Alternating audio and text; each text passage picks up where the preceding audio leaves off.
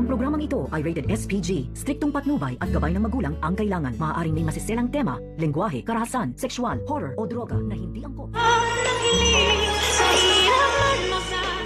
Narito na nga ang ating mga karagdagan na aabangan sa abot kamay na pangarap. Tila nagkakagulo na nga dito sa City Jail kung saan ay isinasagawa na nga ni Madam Lutos ang kanyang pinaplanong pagtakas. At dahil dito sa kanyang ginawa ay ang lahat ng mga doktor at nurses ay dito naman napapahamak. Pati na rin itong si Dr. Santos at Zoe at pati itong kanyang nilang ama na si Doc RJ at itong si Lynette. Hawak na nga sila ngayon ni Madam Lutos at dito nga ay may mga hawak silang mga armas. At nahihirapan naman silang pigilan ng mga warden o mga pulis dahil sa pinaghandaan nga ito ni Madam Lutos. At dito naman na hinahanap ni Madam Lutos dito kina Annalyn at Lynette at RJ itong kanyang kapatid na si Giselle.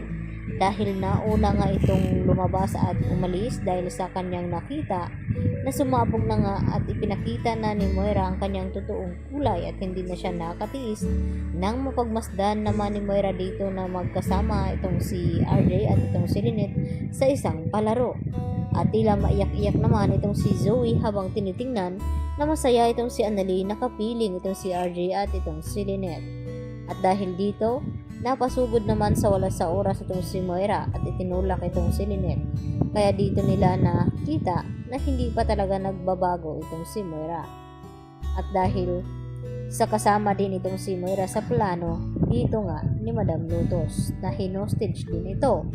Kaya agad naman napapiliin ni Madam Lutos itong si RJ kung sino nga ba ang kanyang ililigtas. Ito nga bang si Annalyn Santos o itong si Zoe? Dahil kung hindi mapagbigyan ni Giselle itong kahilingan ni Madam Lutos na makausap nga itong kanyang anak bago maoperahan, ay mapipilitan daw itong masaktan itong kanyang mga mahal sa buhay. At isa na dito itong si Annalyn nang ipatawag na nga nila at ipakuha si Annalyn dahil yun nga ang gagawing alas dito ni Madam Lutos laban dito kay Giselle.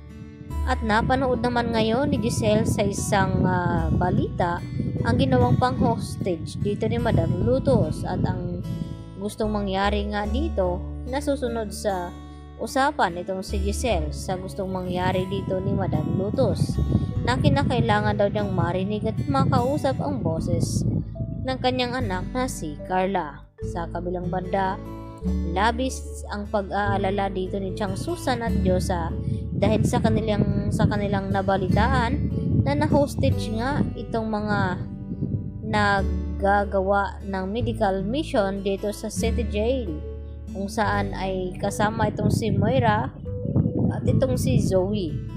Kaya agad na umaasa itong si Chang Susan na sana raw ay walang masaktan sa kanila at makaligtas dito sa galit ni Madam Lutos kung saan ay kasalanan daw lahat ito ni Giselle kung pinagbigyan lamang ni Giselle ang kahilingan ni Madam Lutos na makalabas at puntahan ang kanyang anak at makausap bago nga ito operahan ay hindi na nga raw ito aabot sa ganitong sitwasyon.